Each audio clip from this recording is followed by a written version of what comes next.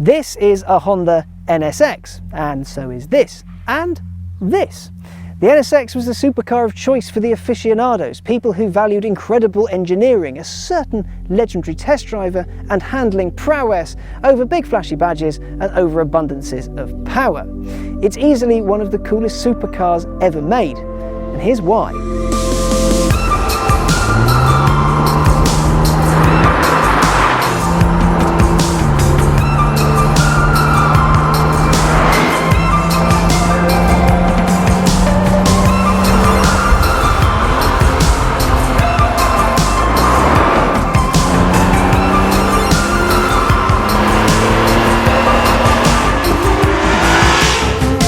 Japan's first proper mid-engine supercar was supposed to be a best-of-all-worlds affair. Fast enough to make a Ferrari feel foolish and easy enough to drive that you'd have to be a proper spanner to crash one.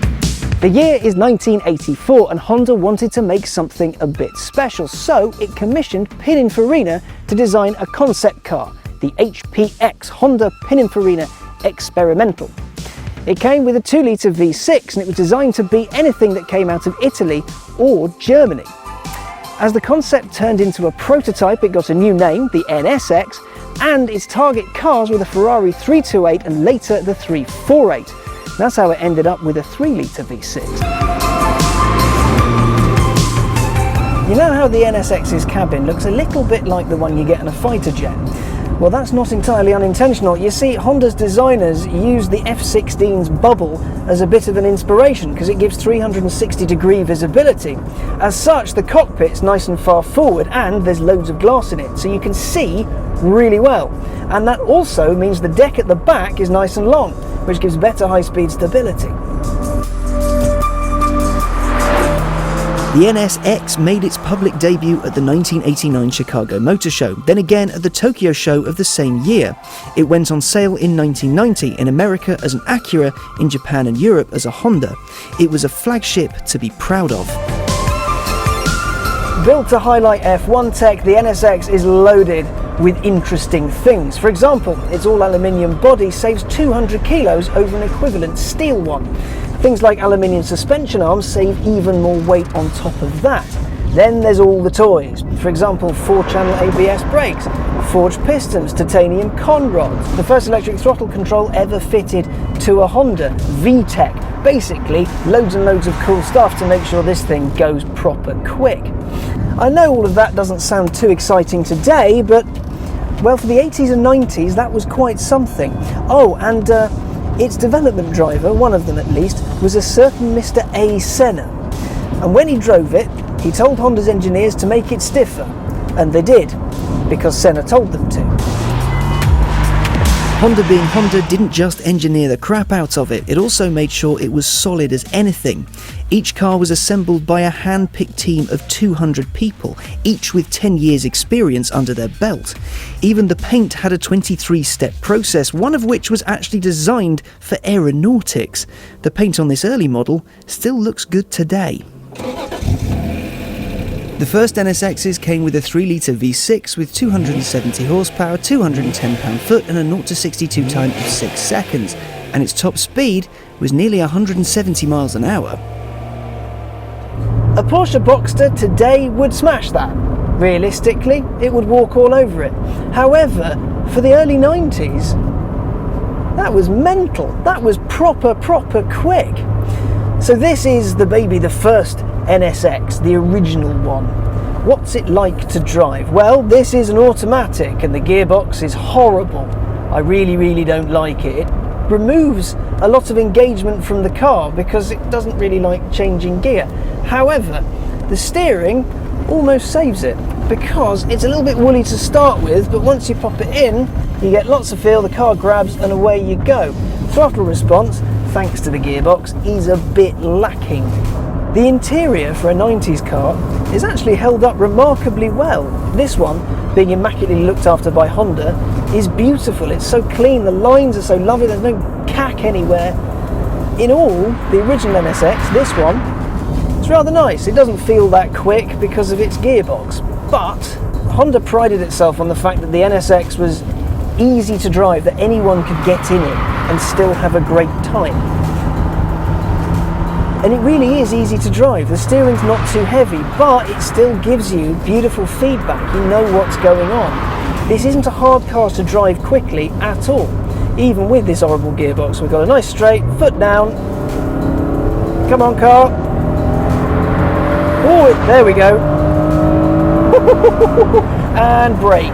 Harder than that, please, car. There we go. Brakes are very much of an error, but it is very quick. It's a lovely, lovely thing. It's so easy to drive, easy to see out of, easy to control. But for my next trick, I've got something a little bit more hardcore.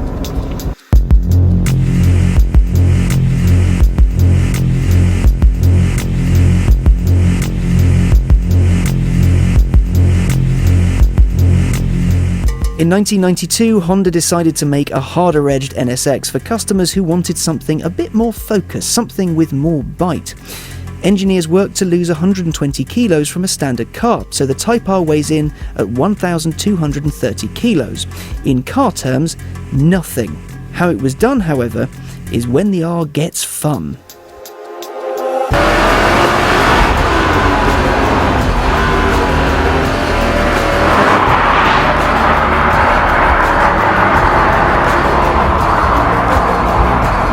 It came with no sound deadening, no aircon, no stereo, carbon Kevlar seats rather than something comfy, tweaked suspension to solve some early discovered surprise oversteer issues, and its engine was blueprinted as well, so it was properly put together like a race car.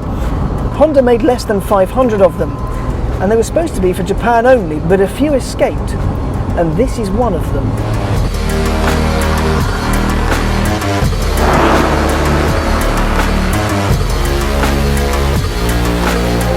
This is a 1992 car, one of the proper NSX Type Rs, and there are a few little things to it, as well as the no sound deadening and what have you, because it is quite noisy in here, especially compared to the early one. But you can hear the engine because the glass in between the cabin and the engine bay is very, very thin. Everything that could be removed was to make this a proper hardcore lightweight thing. The steering on this is absolutely phenomenal. It's so precise, you can just bang it into a corner, you feel everything, you feel the front, you feel what it's doing, it's dragging you, you're pushing it, but you know where the tyres are. Oh man, the ride is a lot harsher than the other car, it feels a lot stiffer, but as a result this feels more like a proper supercar and less like a sofa, while the other one is very usable and you could use it every day and you'd still get some lovely thrills out of it. This isn't a daily driver. This 3-litre engine is allegedly unchanged from the one you get in the normal NSX. However, because it was looked at and put together and properly blueprinted and all that, feels a lot more sprightly. That said, this has a proper gearbox, a 5-speeder, and it makes an hell of a noise. Oh, and we're doing 100, 110, 120.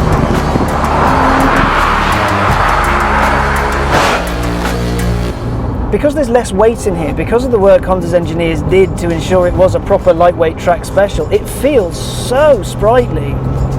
It flies, this thing, it just throws itself along the road. It feels fantastic. Why isn't Honda making a car like this today? This is proper, this feels good, man. The ride's a bit hard, the gearbox is beautiful, the steering is beautiful, and the noise it makes. Who needs sound deadening when you can drive along with this thing shuntering along behind your head? This is perfect.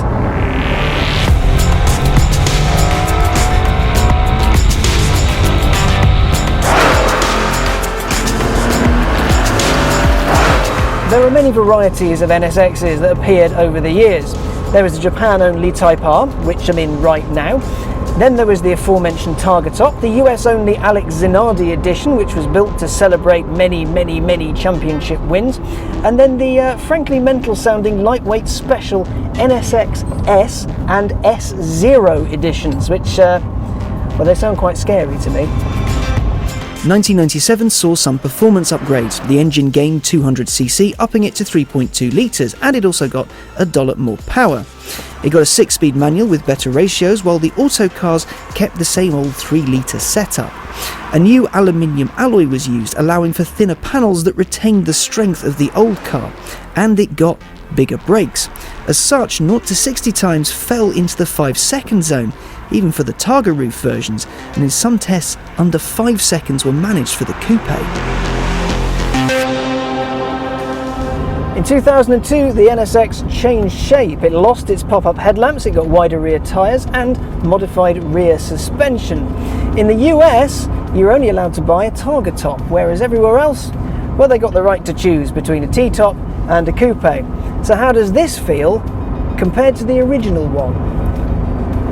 Well, the steering is markedly different. This is very much assisted and it doesn't feel great to start with, but then once you pitch it in, it feels nice, it feels good. The bigger engine, 3.2, also feels a lot freer. It feels a lot nicer, a lot smoother, a lot happier to rev. That might be in part down to the gearbox though. This has a lovely manual. It just feels nice and light and easy to use. The shift isn't too laborious, the clutch isn't too heavy, which often kills supercars. And because of the bigger engine and the lovely gears, you can do this. Noise, brake, and you feel the extra power as well. It does feel a lot fresher than the earlier car. It feels more like a car that made its way into the noughties. The other one did feel very 90s. There's just that little difference here that makes it just that little bit better.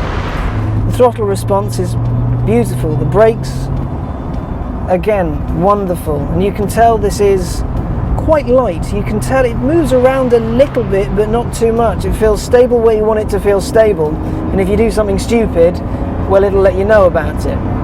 It's not too hard sprung either. It is a bit soft and squidgy. It's still got a little bit of give in it, which might not be ideal for people who love a bit of track work, but it is ideal for people who want to feel engaged but also enjoy their spines and don't like giving money to chiropractors. Usability is something that supercar manufacturers kick about all the time nowadays. They keep banging on about how, oh, it's very usable, there's lots of space and there's lots of movement in the car, you can put everything in it and you can use it and it's all wonderful. But actually, a lot of the time that's utter tosh. Driving something like a 911 GT3 on a daily basis is hideous. You come to hate it because it's not practical. It's too hard sprung, it's too uncomfortable, it's too noisy. Whereas this will give you the noise when you want the noise. It'll give you the hard drive that you want, but it doesn't overwhelm you. And I love the noise that V6 makes. 3.2 litres of fun, that is. It's fantastic. It's not quite as hardcore as the R, which might be a little much for idiots like me. But this is the NSX. This is the easy to drive, usable supercar. It's a wonderful thing. I can see why people absolutely adore these things.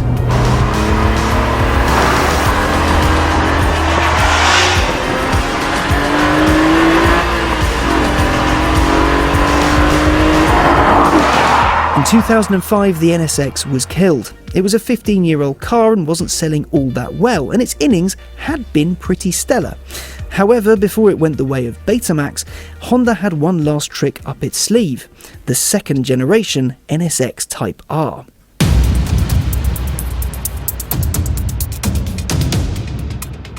The second generation NSX R, they lost the Type bit because, well, they like losing things in that. A lot of weight, for example. Its curb weight was 1,270 kilos. There was carbon fibre pretty much everywhere, no sound deadening, no aircon, no stereo, nothing really. It was a balls to the wall track car.